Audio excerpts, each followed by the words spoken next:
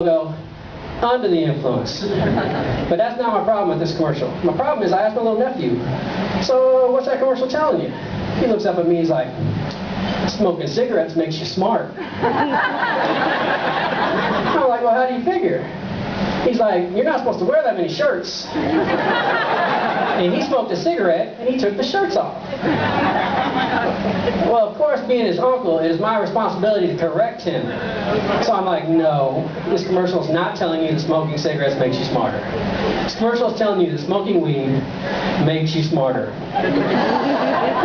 I mean, come on, I had to say something before we start smoking cigarettes, really. And then, of course, there's the peer pressure commercial with the three kids walking in the field with a little horse. And the first one goes up, pulls the tail, gets kicked, and starts laughing. Second one goes up, pulls the tail, same thing. Third guy just looks at him, shakes his head, turns around, and walks off. You know where he's going. He's going to go see what his stoner friends are doing. Because at least hanging out in his friend's basement, he doesn't have to worry about getting kicked by no friggin' horse. But my absolute favorite is the weed cocoon commercial, where it shows this kid over time build a weed cocoon around himself. And then he pops out, a balding middle-aged guy with a gut. Now, being a balding middle-aged guy with a gut, that's actually pretty clever. My only problem with this commercial is you will never, ever see a pothead seal himself up in a weed cocoon. It's not going to happen. Not without a lighter. Because you know, as soon as he gets to the side, he's going to hotbox it, fill it up with smoke till it starts oozing out the top. Could you imagine walking in on somebody hotboxing a weed cocoon? It probably looked like you just walked in on a sea cucumber milking itself. Another one of the benefits of living in a medical marijuana state is smoking weed there is so different. It's not like it is here, where if you want to get some weed, you got to go to the bad part of town. Bethany. Talk to some shady individuals to get some weed to taste like shit. No, in Denver, everybody smokes weed. Everybody. I ran out of weed last week. I just walked over to my neighbor's house. Knocked on the door. I was like, excuse me, could I borrow a cup of weed? The guy was actually very cool. He gave it to me. He just wanted to know what I was baking. Another thing is, weed in Denver does not taste like shit. It actually tastes good. The first strain I smoked was called Grape Ape. And you could taste a hint of grape. The lime skunk, you could taste the lime. The snozberry tastes like snozberry. I'm serious. The other day I smoked some weed that was so tasty, so delicious, I swear to God it had been the bacon of marijuana. And if you guys don't believe me, feel free to take a road trip to Denver. Honestly, that's one road trip you will not get lost on, because Denver's just a straight shot on I-70. Only problem is, you have to drive I-70 through Kansas. Anybody that's driven I-70 through Kansas knows it's literally littered with crosses, anti-abortion signs, and pictures of Jesus. I actually saw the stupidest anti-abortion sign ever driving I-70 through Kansas. And it was one that said, what if Jesus was aborted? Now, that's stupid, right? Because anybody that actually thinks about it knows it wasn't until 1903, long after Jesus was born, the wire hangers were even invented. I'm serious. Google it. But I completely understand why they do this in Kansas, the crosses and pictures of Jesus. They're just trying to make up for the stretch of I-70 that goes through Missouri. Because we don't have that stuff every other mile. What do we have? Porn superstores. There's a ton of them. Dang, I should have been doing my porn material. But there's a ton of them. I even saw one, you can tell by looking at its roof, used to be a Pizza Hut. So I turned to my wife and I was like, hey, think they got a porn buffet? They did. It was $5.99, all you could beat. And in case you guys are wondering, my limit's 1. Yeah, my limit's 1. I must be getting old. Matter of fact, I know I'm getting old. Don't let the faux hawk fool you. I just found out that if you're thinning in the center, it's a hell of a lot easier to do a comb over if you bring that shit in from both sides.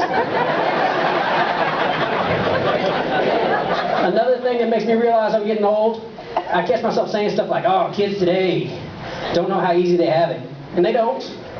All the kids today got their cell phones. I didn't have a cell phone growing up. No, I had to make do with my pager. You know, they don't understand the frustration involved when you're driving in your car and you get a page. Because, oh, now you got to go find a payphone. And then kids today, with the way they dress, sporting the sag, pants hanging off their ass because it's cool. I sported the sag growing up, not because it was cool, but because all the change I had to carry around for the payphones. Oh, man. Yeah, another thing that makes me realize I'm getting old, rap lyrics. I do not understand rap lyrics like I used to. You know, growing up we had Snoop Dogg. He'd be like, got me some Seagram's gin. Everybody's got their cups, but they ain't chipped in. I understand that. I understand that completely. The other day I'm driving in my car, and Lil Wayne comes on the radio rapping about every girl. And the opening line is, I like a long hair, thick red bone, open up them legs to filet mignon. I have no clue what the hell he's talking about there.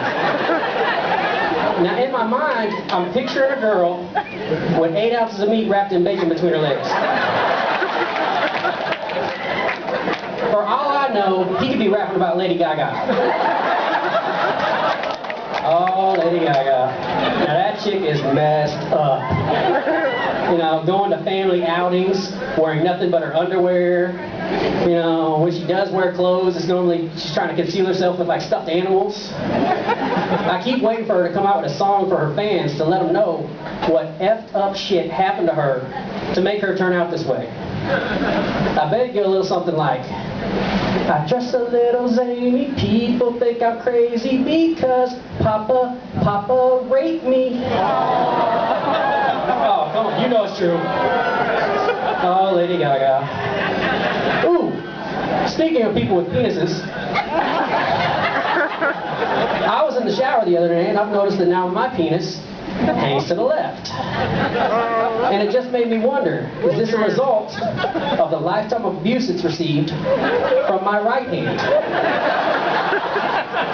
I'm serious. I look at my penis now and it is like it is cowering in fear. It's all like...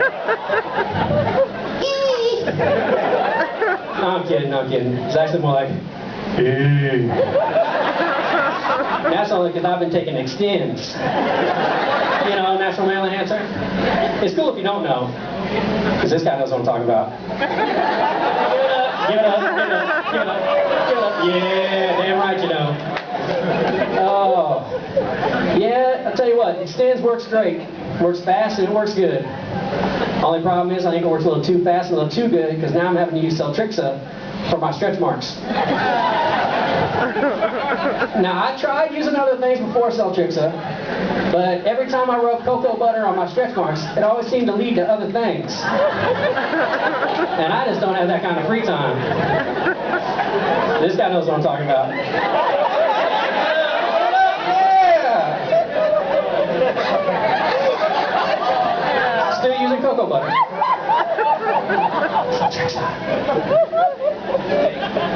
Oh, yeah, gotcha. Oh, man. Just to let you guys know, I'm currently working in a Mexican restaurant. And just a little fact I'm going to throw out there. Lady Gaga is known in Spanish as Señor Gaga. Just saying. But anyway, I'm currently working in a Mexican restaurant. And back in high school, I took 2 years of Spanish.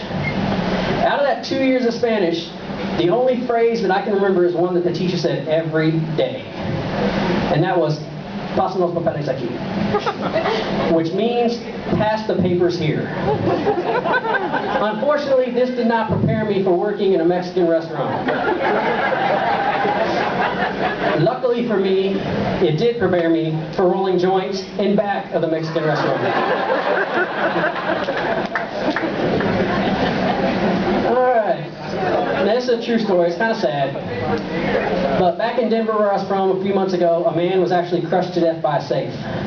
True story. The police, in order to find out how this possibly could have happened, are currently questioning all of the Looney Tunes characters. My question is, why didn't the guy just step out of the way when he heard the whistling sound that normally accompanies a falling safe? Oh man, I should have ended with the rape joke. Anyway, I'd like to thank Deja Vu for letting me come out tonight.